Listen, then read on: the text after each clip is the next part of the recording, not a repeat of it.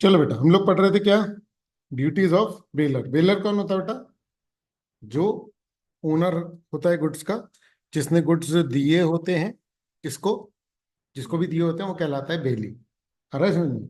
जिसने गुड्स दिए हैं उसकी ड्यूटी ये रहती है कि जिन गुड्स को वो बेली को दे रहा है, उन गुड्स से रिलेटेड अगर मान लो कोई डेंजरस बात है कि उन गुड्स को ध्यान ध्यान से यूज नहीं किया, तो जो बेली है उसको खतरा हो सकता है, एनीथिंग ऑफ दैट सॉर्ट, वो सारी बातें किसको किसको बतानी पड़ेंगी?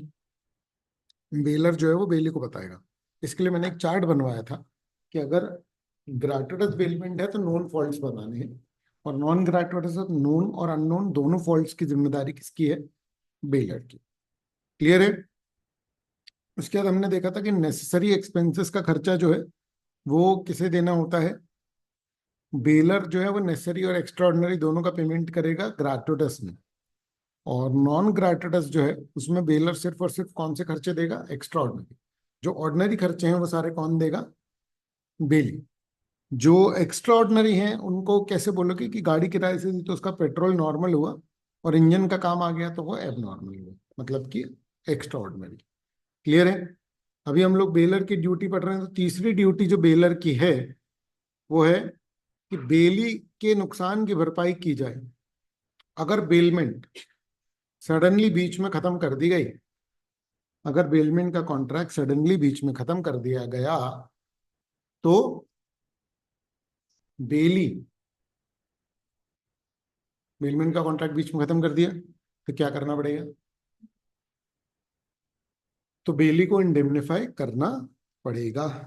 If goods are lent gratuitously for a specific duration or purpose and the bailor terminates the bailment before the agreed time or purpose is achieved, the bailor must compensate the bailee for any loss that is above the benefit already received by the bailee.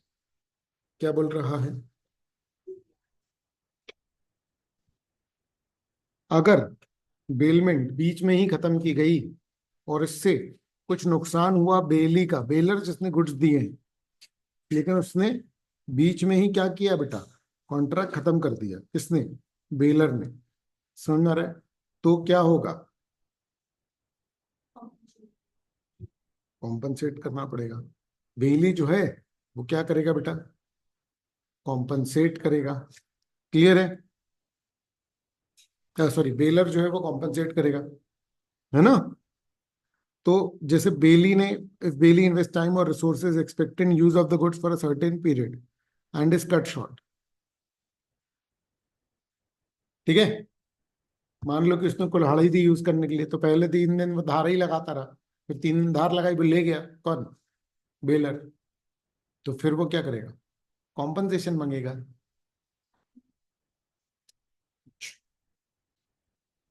तो अभी चाबी भरी है ना, थोड़ी चल जाओगे ना तो। ठीक है, चलो।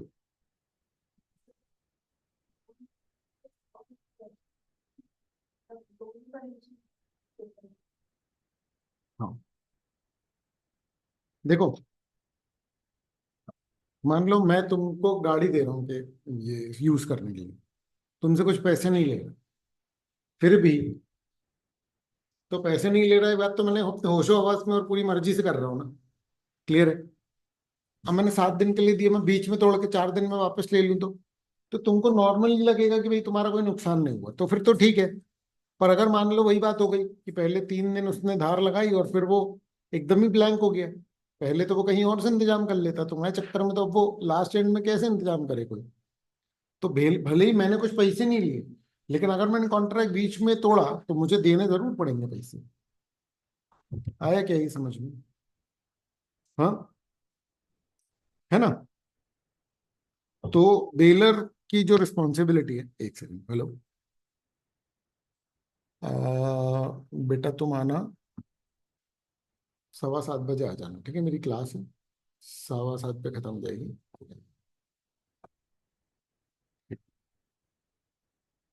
तुम लोग की 2 बजे से चल रही है क्लास?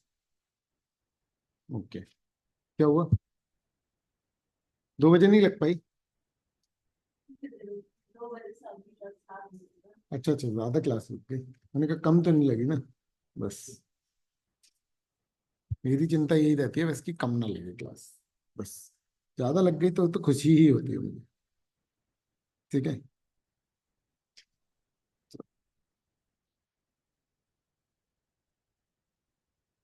ठीक है।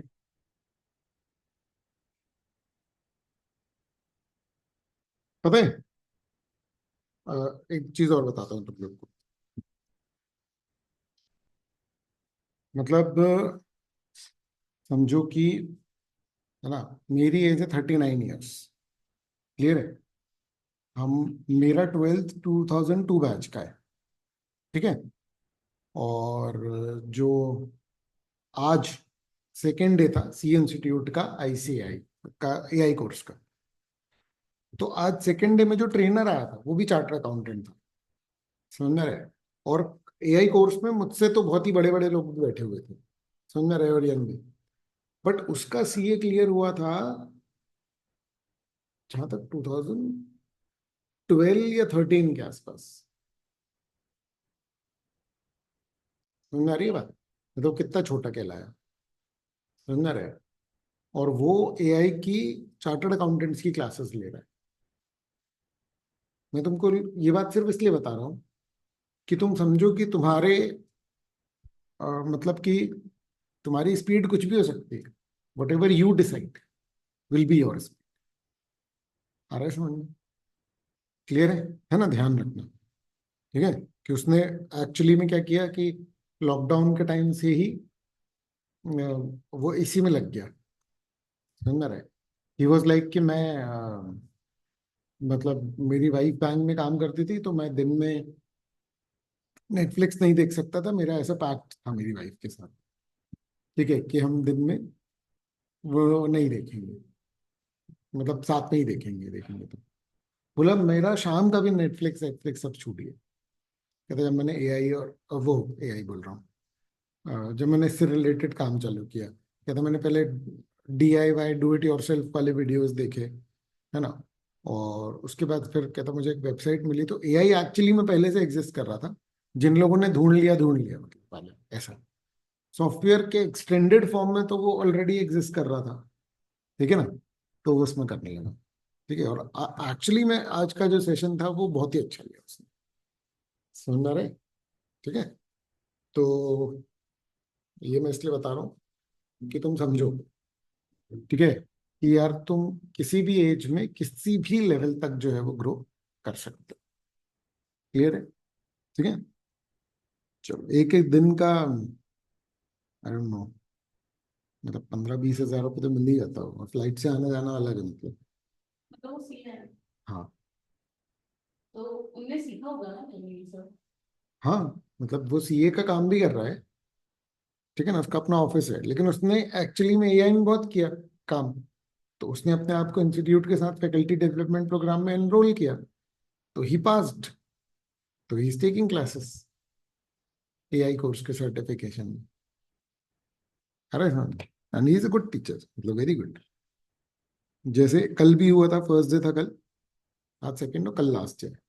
पर फर्स्ट डे की फैकल्टी ने उतना अच्छा वैसा नहीं करा है ना। But he was awesome. ठीक है। हाँ, बाहर से ही आते हैं। मतलब वो बेंगलुरु के पास एक गांव टाइप का है समथिंग, वहां से he is a chartered accountant. ठीक है। चल, मतलब भाषा तक भी proper he doesn't know full Hindi. समझ में रहे, थोड़ी थोड़ी ही हिंदी बोल पा रहा था। चलो खैर। Bailers responsibility for title and duty to accept goods। ठीक है। क्या पढ़ रहे हैं हम लोग।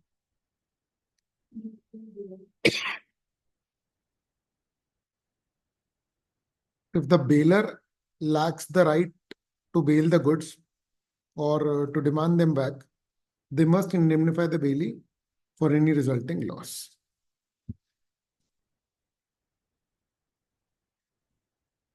तुम पॉइंट समझो। जो बेलर है, जो गुड्स दे रहा है, मान लो उसका ये अधिकार नहीं था गुड्स पे। और जबरदस्ती उसने क्या किया, दे दिए गुड्स, तो अब क्या होगा,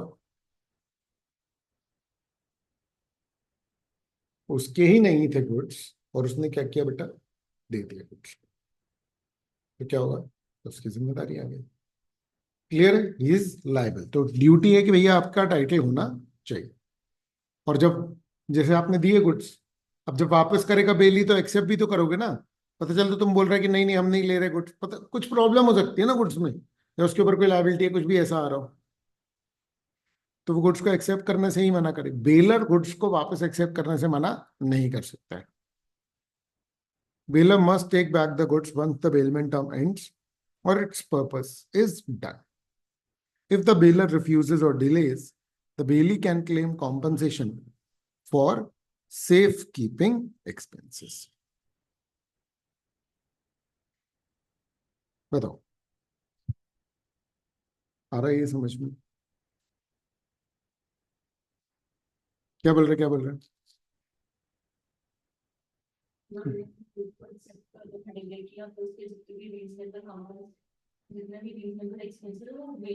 बेली को रखना पड़ेगा थोड़े दिन गुड्स, तो उन गुड्स पे खर्चा होगा, तो वो कौन भरेगा, बेलर, है ना। एक्स ने अपनी कार दी 5 दिन के लिए, फिर उसने 1 महीने तक पड़ा ही रहने दी, बोले यार अच्छा गैराज मिल गया मुझे, तो पड़ी ही रही वहां पर, ठीक है।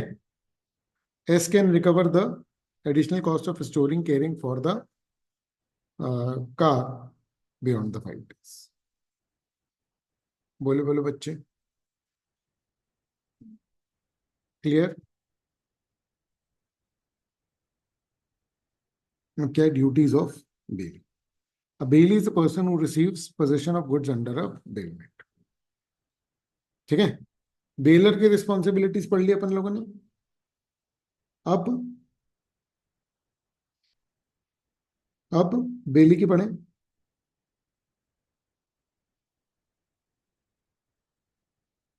ठीक है, तो देखो, belly is a person who receives possession of goods under a bailment. ठीक है, the law imposes certain obligation to protect and correctly handle those goods, take reasonable care of the goods। मतलब भाई बेली को गुड्स दिए, ownership तो baler की है, तो ऐसा नहीं कि गुड्स किसी और की ओनरशिप है तो तुम बेतरतीबी से यूज करो कि अरे कोई दिक्कत नहीं है। अरे समझ, ठीक है, कोई और तुम्हारे पास कुत्ता रख के गया अपना, तो तुमने लात मार दी उसको जब देखो तब, तो ये सब नहीं चले। आ रहा है समझ? क्लियर है ना। Standard of care as per section 160 151, किस हिसाब से केयर करेगा वो गुड्स की, जैसा कि एक आम समझदार व्यक्ति, person of ordinary prudence would take of his own goods. जैसे एक आम समझदार व्यक्ति अपने खुद के गुड्स का रखेगा ना ध्यान, वैसे ही वो रखेगा। क्या ये क्लियर है?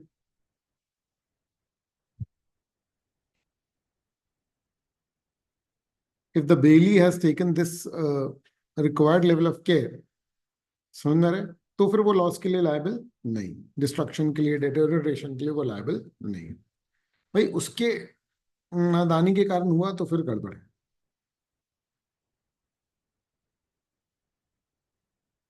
ठीक है, example, X bails ornaments to Y, Y keeps them in personal, Y's personal locker along with Y's own ornaments, all stolen in a riot। मतलब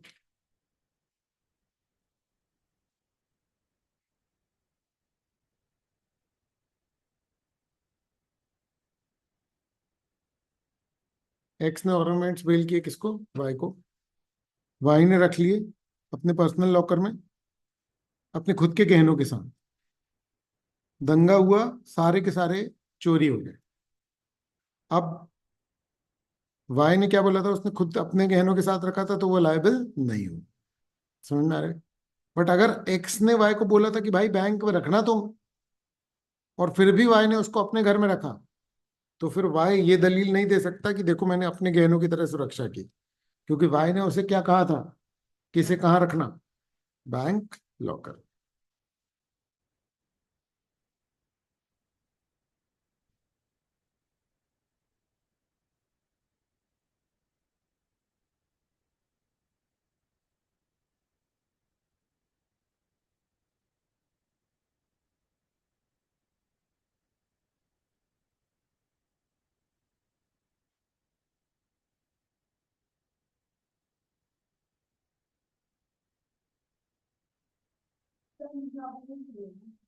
हम्म। एक्स्ट्रा कॉपी नहीं मिलती है। क्या? मेरा बहुत टाइम में वो सवाल था, मेरे बोर्ड चल रहे थे, मैंने बोला मैं इसका आंसर तब फाइंड आउट करूंगी। मैंने पूछा अपने टीचर से कि हमें बोर्ड में एक्स्ट्रा कॉपी मिलती है, तो बोला नहीं बेटा नहीं मिलती है बोर्ड पे एक्स्ट्रा कॉपी। हाँ एक्चुअली में नहीं मिलती है। और वो बच्ची बोल रही थी कि मिलती है, वो भले ही सीबीएसई में थी, मेरा एक दोस्त है सीबीएसई में, मैंने उससे भी पूछा था बोर्ड पे एक्स्ट्रा कॉपी मिलती है, तो उसने बोला नहीं नहीं मिलती है। मुझे नहीं लगता कि ऐसा हो सकता है। हाँ, तुमने खुद ली थी कॉपी, तुमको नहीं दी है बेटा। इस बात मतलब समझो क्या है ना, अगर मेरा आंसर बड़ा हो रहा है, मेरी आंसर राइटिंग अलग है, तो फिर एक्स्ट्रा शीट्स रखेंगे ही ना वो लोग। डायग्राम बना रहा हूँ मैं या कुछ भी, बच्चा अपना आंसर पूरा नहीं करेगा क्या? There has to be provision for extra answer sheets. नहीं नहीं, इसका तो नॉर्मल एमपी बोर्ड है।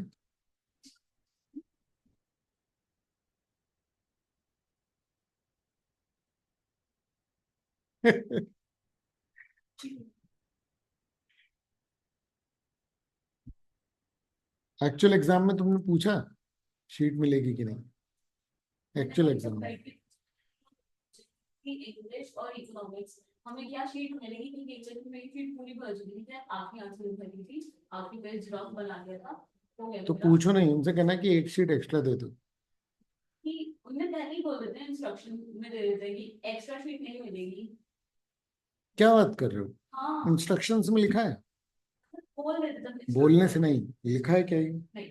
हाँ, तो फिर बोलो उनसे, कहना कि सर एक एक्स्ट्रा शीट चाहिए। ठीक है ना? बस वो ये चेक करेंगे कि तुम्हारी भरी कि नहीं भरी। बाकी शीट तो देने की उनकी जिम्मेदारी है मेरे हिसाब से।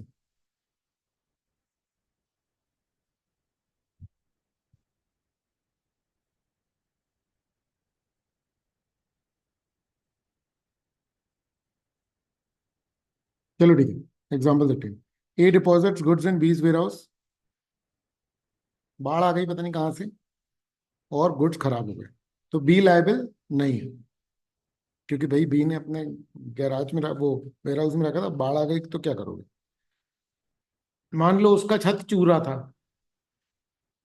और उसने वहीं रख दिया, तो फिर अपन बोलेंगे कि हाँ इसकी जिम्मेदारी है। ठीक है। अच्छा, not to use the goods inconsistently with the bailment terms. देखो यार क्या होता है ना, जब बेलर गुड्स देता है तो वो गुड्स दे के क्या करता है कि भाई जब बेली के पास गुड्स आता है तो बेली कैसे यूज करेगा उसको? नॉर्मली गाड़ी दी है तो जो भी काम के लिए दी है वो करेगा, शादी के लिए गाड़ी दी है तो लेके जाएगा लेके आएगा। अब मान लो कि मैंने अपने दोस्त को गाड़ी दी, वो गाड़ी में 15-15 लोग भर के लेके आ रहे हैं ऊपर भी, क्या होगा? क्या होगा? मैंने देख लिया कि भैया वो ऐसे यूज कर रहे हैं, समझ आ रहा है? कि वो गाड़ी में छोटे छोटे आईने भर के बेचने निकल गया, उनको गालियां निकालूंगा और मैं बोलूंगा भाग, भाड़ में गया कॉन्ट्रैक्ट, चल मेरी गाड़ी वापस कर। तो यही बोल रहा है कानून भी कि हाँ ऐसे ही करना। गालियों का नहीं बोल रहा, बस वो कह रहा है कि बस अगर उसने other than agree terms use किया, bailee must compensate for any loss और damage. The bailment itself become voidable at the bailor's option if the bailee uses goods in an unauthorized way। है ना? जैसे ए ने बी को घोड़ा दिया कि हाँ भाई समुंदर किनारे तू ही चला ले घोड़ा, बी ने अपने फैमिली मेंबर को दे दिया और घोड़े का एक्सीडेंट हो गया, घोड़े को लग गई, तो बी मस्ट कॉम्पनसेट। क्लियर है? A hires a horse from B to ride from Kolkata to Varanasi, वो कटक चला गया, ये क्या बात है? तो क्या होगा? घोड़ा इंजर हो गया, ए मस्ट पे। ए ने उधार दिया घोड़ा, बी ने उसको सी को उधार दे दिया, ये क्या बात हुई? तुमको दिया था, ये थोड़ी कि तुम किसी और को किराए से चलाते फिरो। आया समझ?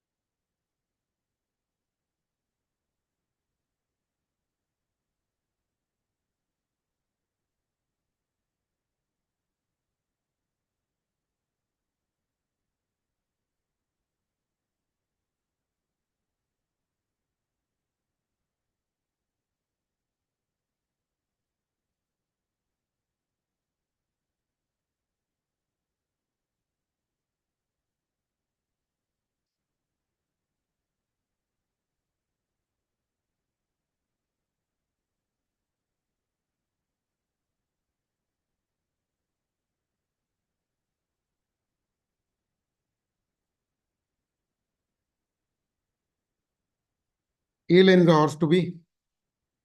ठीक है, ये हो गया। चलो अब देखो, बेली को गुड्स दिए, तो भाई उन गुड्स को किसी किसी भी और गुड्स से आपको मिक्स नहीं करना है।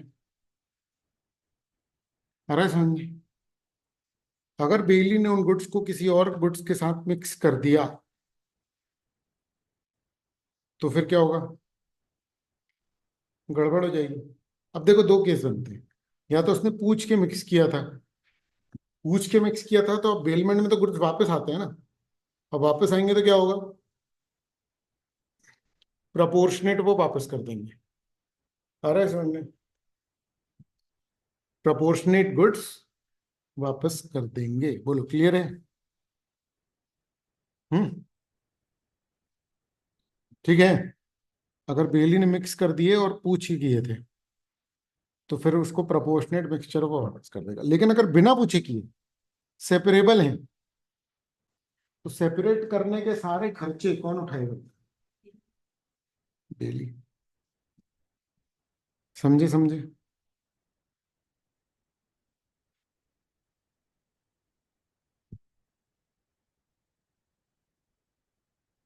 बोलो बच्चे बोलो। ठीक बात है, क्या है?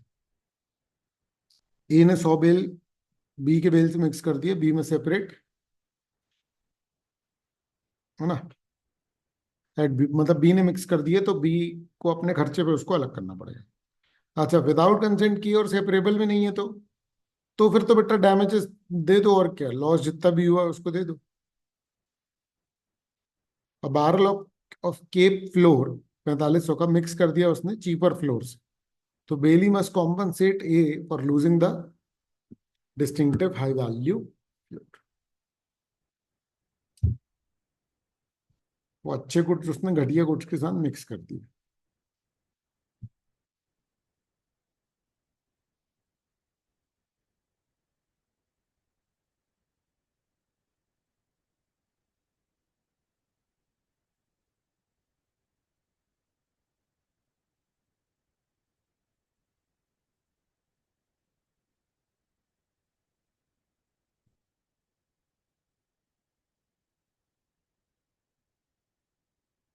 ठीक है, फिर क्या है? Return the goods. बेली की जिम्मेदारी है कि यूज करने के बाद क्या करे वो। ठीक है, बेली मस्ट रिटर्न और deliver goods according to the bailor's direction as soon as the bailment's term ends or purpose is fit. अगर उसने वापस नहीं किए तो गुड्स में कुछ भी लॉस हुआ, कुछ भी लॉस हुआ, तो वो किसकी जिम्मेदारी है बेटा? बेली। समझे?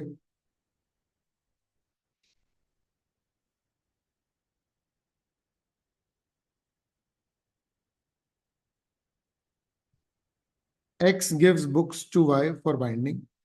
Y fails to return within a reasonable time. A fire breaks out in Y's premises, destroying the books. Y is liable because Y did not deliver them promptly.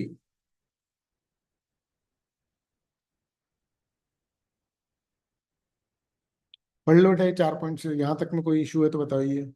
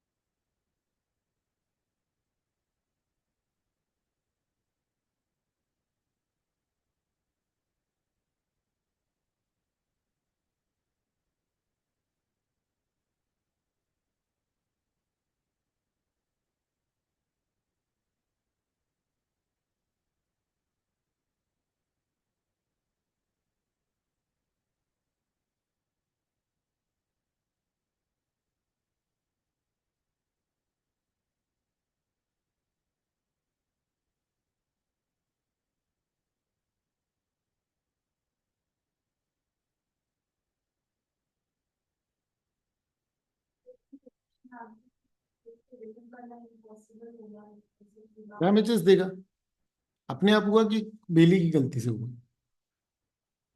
अपने आप हुआ तो फिर ऑब्वियसली बात है, फिर वो कॉन्ट्रैक्ट इनवैलिड हो जाएगा। मतलब फिर बेली के ऊपर नहीं आएगी बात,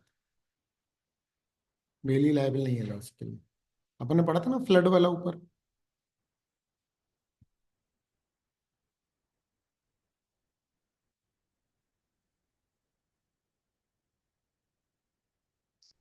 फिर डिलीवर एनी एक्रीशन, एक्रीशन मतलब होता है एडिशन, है ना। जैसे कि एक के पास एक गैया थी, उसने वो गैया क्या करी, ए के पास गैया थी, उसने बी को दी। बी के पास जब गैया थी तो उसने बछड़े को जन्म दिया। अरे समझ, तो बी ने कहा कि बछड़ा मेरा। अरे समझ, क्यों तुमने गाय दी थी, गाय वापस करते रहे हम। तो ऑब्वियसली बात है, गुड्स में अगर कोई भी एक्रीशन हुआ है तो वह भी किसका है, बेलर का, है ना। उसने मुर्गी दी, मुर्गी ने अंडा दे दिया, तो अंडा किसका। आ रहा है समझ, क्लियर है। तो goods produce any additional benefit और accretion, the bailee must deliver that to the bailor in the absence of any contrary agreement.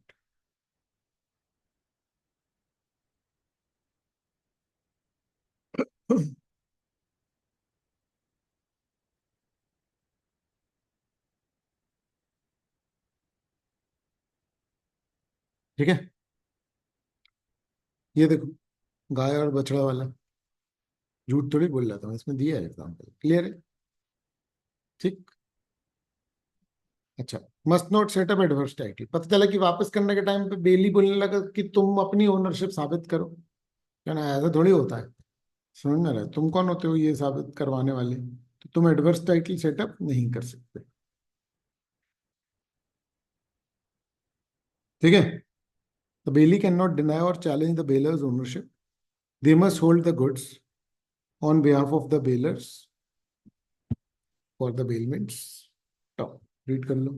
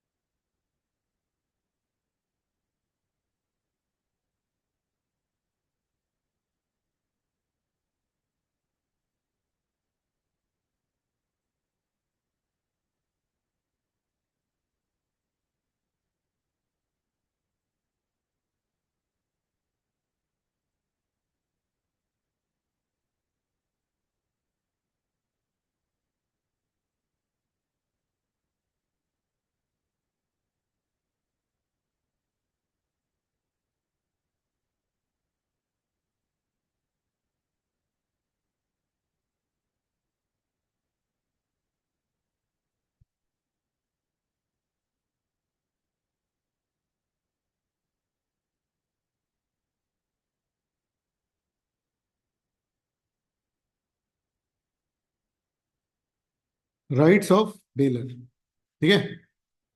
अब when a person deliver goods to another for a specific purpose, the bailor, the person delivering goods enjoys certain legal rights to protect। देखो ये ना थोड़ा simple सा ही है। क्यों?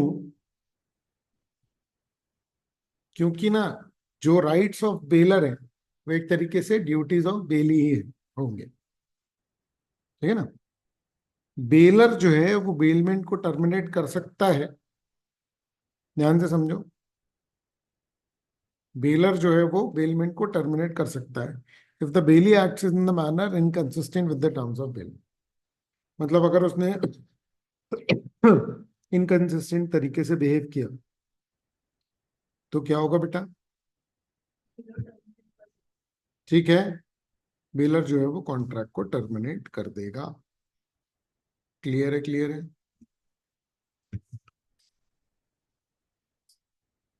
the bailor can treat the contract of bailment as voidable.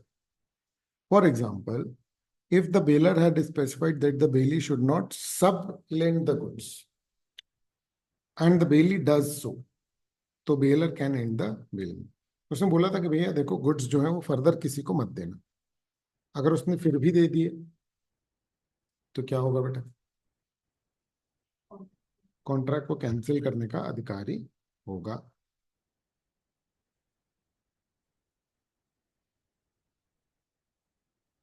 Clear है क्या?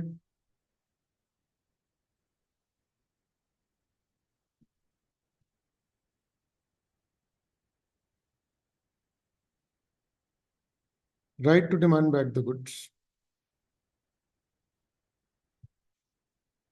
when the goods are lent gratuitously, the bailor can demand their return anytime. ध्यान से समझो, ग्रेटिटस बेलमेंट में क्या होगा?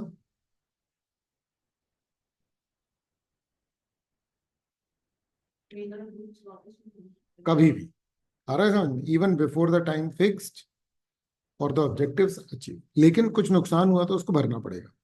समझ में आ रहा है? ये देखो,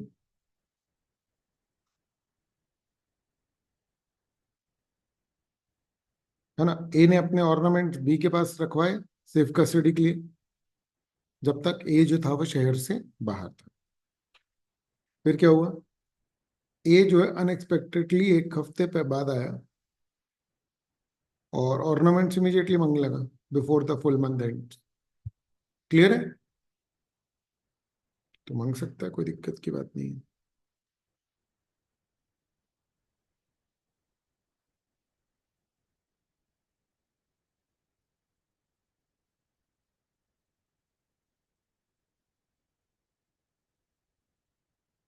ठीक है, नेक्स्ट है कि जैसे ये बेलर है, इसने किसी को गुड्स दिए, ये हैं गुड्स। इन गुड्स को किसी थर्ड पर्सन ने क्या किया? नुकसान पहुंचाया। तो इस थर्ड पर्सन पे जो केस है वो कौन कर सकता है बेटा? बेलर भी, बेली भी कर सकता है और बेलर बेली दोनों कर सकते हैं। मतलब if a third party wrongfully takes or damages the bailed goods, the bailor can file a suit directly against such a wrongdoer.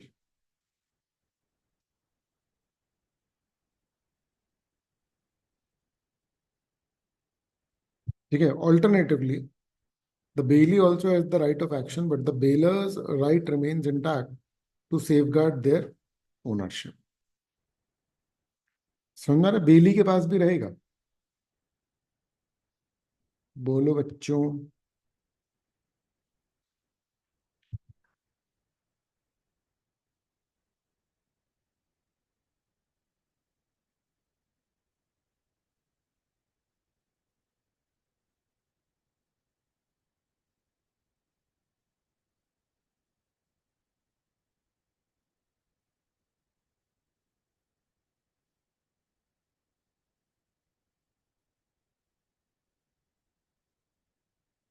The bailee may enforce the all the bailee's duties via a lawsuit.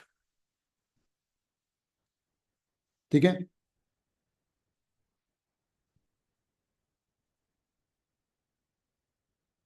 if the bailee fails in any obligation like reasonable care, returning goods timely or following instruction, तो baler जो है वो legally accountable ठहरा सकता है किसको बेटा? बेली को।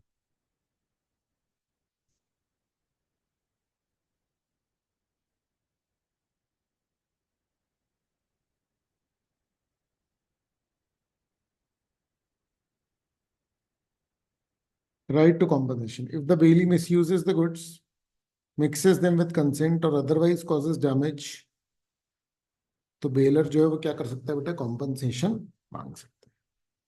क्लियर है? नॉर्मल बातें हैं, कोई बहुत विशेष बात है तो बताओ, लग रहा है तो। हेलो, कोई डाउट है?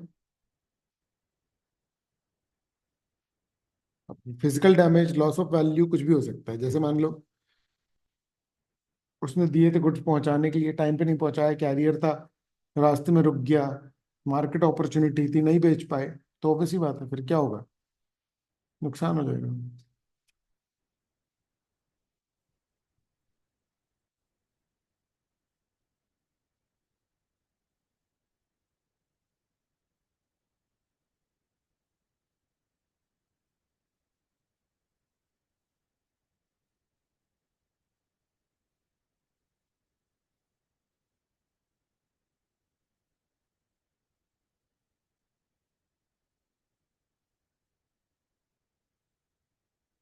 ठीक है,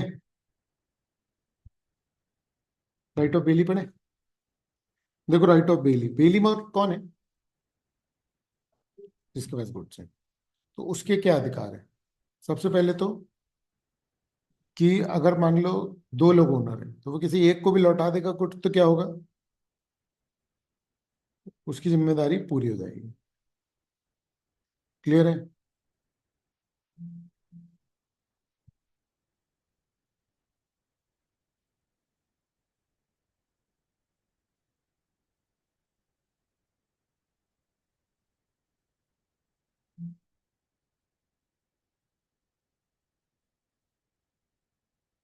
हेलो।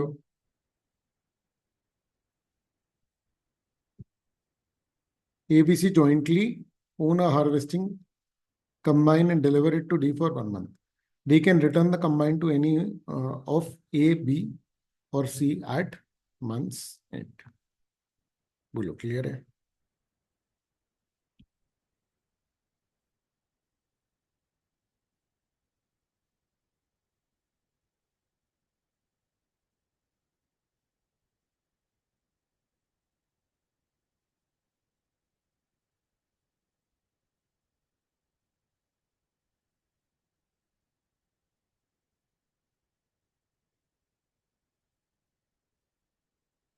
फिर क्या है? Right to indemnify. ठीक है बेटा, देखो, अगर बेलर के पास टाइटल नहीं था और उसने गलत तरीके से क्या किया, बेली को गुड्स दे दिए, समझ में आ रहा है? Wrongly directed the belly regarding the goods and the belly suffers loss, क्योंकि उसने भरोसा कर लिया था बेलर पे। तो वहां पर नुकसान की भरपाई कौन करेगा बेटा? बेलर।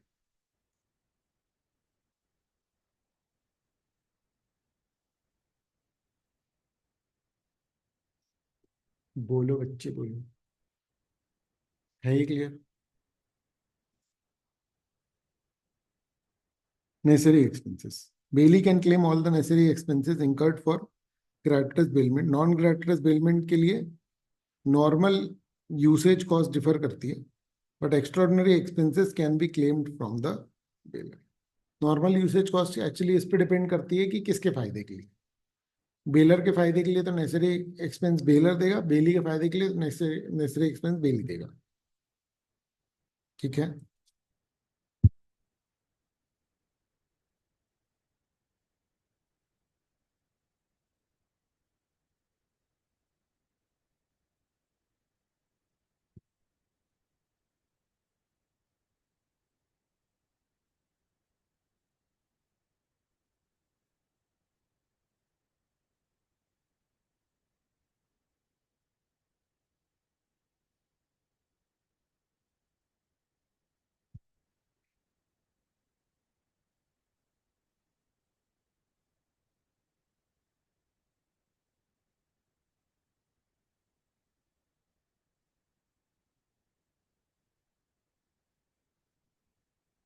ठीक है, क्लियर है ना? चलो, फिर क्या है? Right to compensation for, hello, faulty goods. अगर बेलर जो है नोन फॉल्ट्स को नहीं बता पाया, इस चक्कर में बेली को कुछ नुकसान हुआ, तो वो कॉम्पनसेशन देगा। कौन? Bail. For a hire arrangement, मतलब non gratuitous, the bailor is liable even if he were unaware of the fault. याद है, अपन लोग ने पहले भी पढ़ा था कि नॉन ग्रेटस में सारे फॉल्ट्स बताने पड़ेंगे, ग्रेटस में सिर्फ नोन फॉल्ट्स बताने पड़ेंगे। क्लियर है?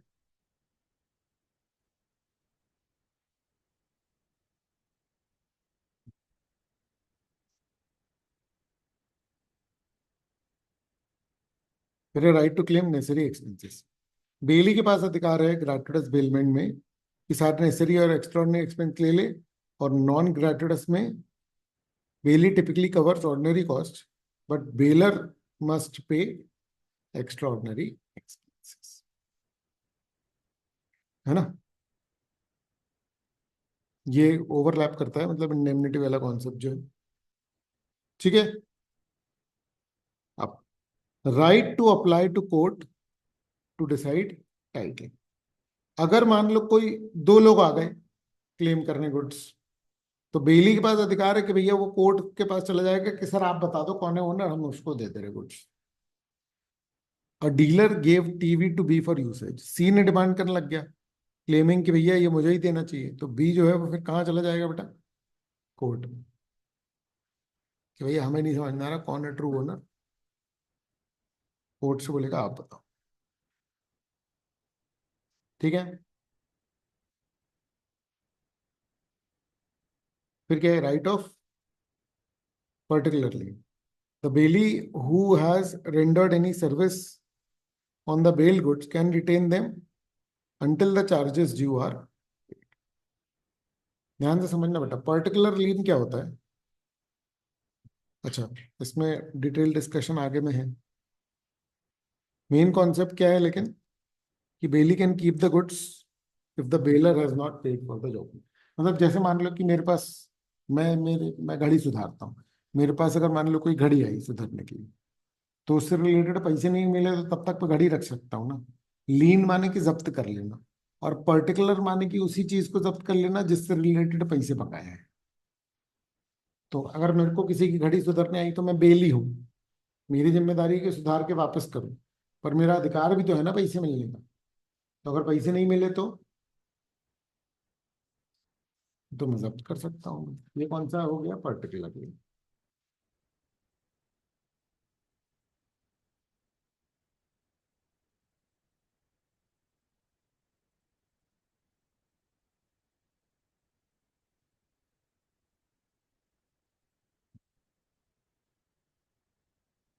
फिर क्या, राइट ऑफ जनरल लीन। याद रखो बेटा, जनरल लीन ना सिर्फ इन लोगों के पास होता है बेटा, ये ध्यान रखना। सिर्फ कुछ कैटेगरीज के बेली हैं जिनके पास क्या होता है, जनरल लीन।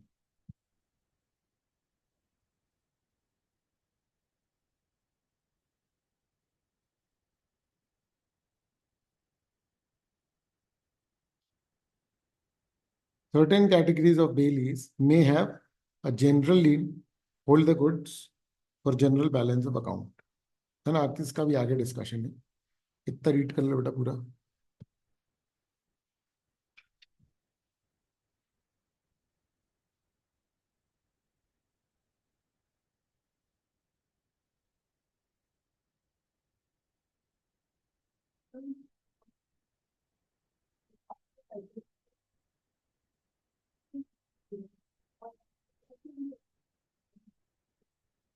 अगर कोई दूसरा भी आ गया क्लेम करने तो, अगर वो अकेला कर रहा है तो नहीं।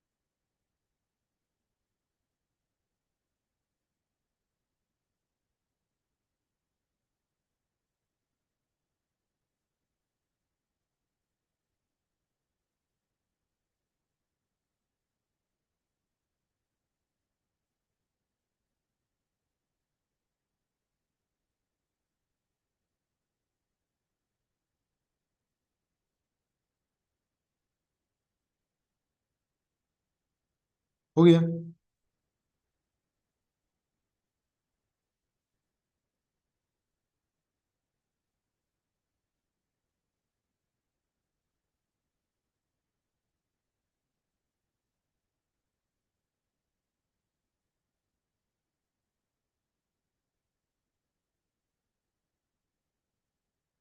ठीक है, चलो अभी खत्म करें कि और करना, बताओ।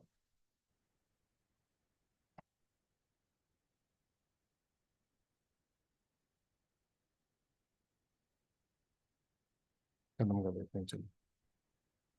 ठीक है।